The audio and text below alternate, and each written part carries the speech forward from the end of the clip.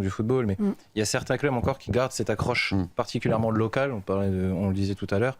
Donc oui, c'est une magnifique victoire. Et puis, en plus, la Coupe de France, c'est très symbolique pour ce type de club. C'est vraiment important. Coupe de France. Sean, un mot ? Oui, moi je soulignerais le contraste footballistique entre le football des métropoles et le football de la France périphérique, où, comme vous le dites, le football des métropoles tel le PSG, on peut voir des dérives. On pense aux manifestations Heurt sur les Champs-Élysées, par exemple. Mais souvent, c'est pas les supporters du PSG, parce qu'il y a les vrais supporters du PSG, c'est plutôt des jeunes qui viennent de la périphérie et qui viennent pour casser. Il faut faire... Bon, et ensuite, en contraste, on a le football de la France périphérique, qui est celui illustré par Lens, qui est, il faut le dire, une région qui a subi la mondialisation néolibérale, les désindustrialisations massives, et là où il reste une vraie ferveur. Ouais, une vraie et belle ferveur.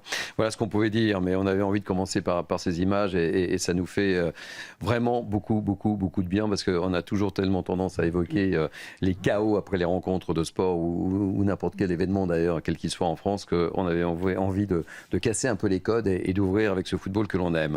Je voulais qu'on revienne très rapidement également sur l'affaire Bouel et écouter ce qu'a dit Alain Finkielkraut. Il a dit beaucoup de choses ce matin dans le grand rendez-vous Europe 1, CNews, les Échos. Écoutez sa position sur cette affaire. Et en fait, avec ce débat autour des violences, puisqu'il y a énormément de violences aujourd'hui en politique, et puis aussi le port d'armes, qui est tout à fait légal aux États-Unis. Insubmersible Donald Trump, avec cette image et ce photographe qui avait immortalisé, image incroyable, qui a joué sans doute dans la campagne. Sean Scull, merci beaucoup Dora pour ces dernières informations. Sean Scull, ça nous dit quoi un petit peu de la société américaine aujourd'hui et les tensions autour de Donald Trump? On en est à 5 tentatives d'assassinat à l'encontre du président. Oui, alors, comme vous l'avez bien souligné, il faut distinguer cette tentative qui relève d'un déséquilibré, apparemment, qui avait fait une fixette sur la Maison-Blanche. Donc, déjà, la nature de cette tentative d'assassinat ou cette attaque est différente, mais la question qu'il faut se poser, c'est les raisons. Parce que, comme vous l'avez souligné, Donald Trump se distingue des autres présidents américains par le grand nombre des tentatives d'assassinat qu'il a eu à l'encontre de sa personne. Je vois 2 facteurs. Le premier, c'est un anti-trumpisme d'atmosphère aux États-Unis d'Amérique. Et ça, aujourd'hui, le Parti démocrate l'a avoué dans un rapport qui est sorti cette semaine, où il soulignait que dans leur stratégie politique, ils étaient trop dépendants des attaques contre Donald Trump.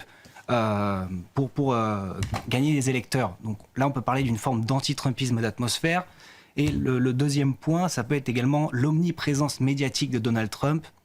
C'est quelqu'un qui tweete énormément, qui tweete souvent de manière agressive, qui, il faut le dire, et on l'a vu ces derniers mois, est omniprésent dans les médias, ce qui peut également expliquer le fait qu'il y ait un retour de bâton avec des personnes qui tentent de l'assassiner ou porter atteinte à sa personne. Et pendant ce temps-là, on attend toujours un accord ou pas, ma chère Dora, mais... Accord ou pas, en tout cas... selon Marco Rubio, donc une bonne nouvelle devrait être annoncée aujourd'hui dans la journée. On sait que les Iraniens ont fait une proposition, donc c'est un texte en fait qui jette les bases d'un accord, mais évidemment